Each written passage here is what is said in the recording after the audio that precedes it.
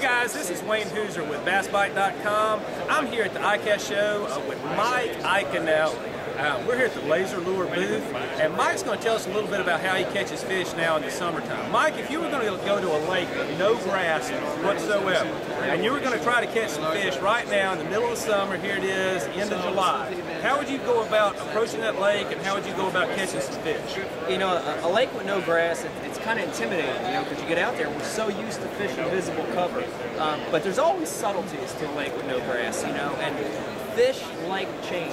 So, you know, what I do is I always go out on a lake and I look for change, no matter what that is. So drop-offs, change in bottom tight, sand to gravel, gravel to rock. The other thing I look for is some water movement, some current, you know, and whether it's a river run or not, there's always going to be a little movement.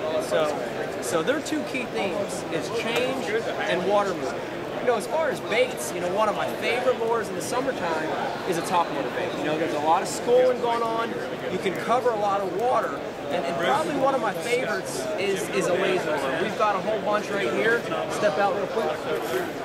You know, and a walking bait. You know, these Now, where would you throw that, Mike? Would you throw it on long points? Would you throw it back in pockets? Now, if I was going to go out and try to find fish on a no-grass lake with that bait, where would I go about throwing that bait? I can tell you, you know, we were just talking off camera about Kerr Lake. And, you know, Kerr Reservoir is a great lake with very little grass, and I catch a lot of schooling fish there. And a couple things I look for, again, is I look for change.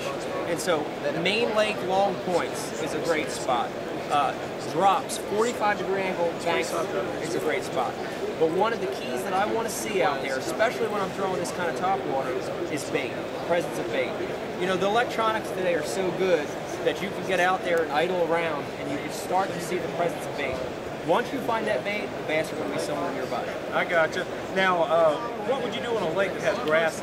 You know, a lake that has grass, it honestly makes it a lot easier because grass is the lifeblood of the fishery, and it's going to position the fish a lot easier. You know, spring and fall, I'm thinking inside grass edges.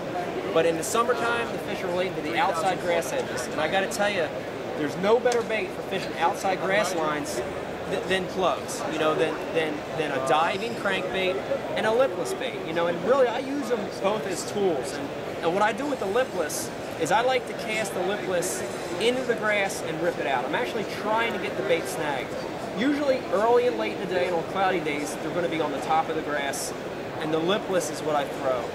When you start to talk about the heat of the day in the summer, that's when I start to go to the diving plugs and 8 to 12 foot outside edges of grass, and then I parallel it more with the diving bill, you know. And I tell you, one of the things is with these laser lures, you add that red laser light to these plugs, it's going to trigger more bites, and that's what it's all about in summer fishing. It's going to be tough.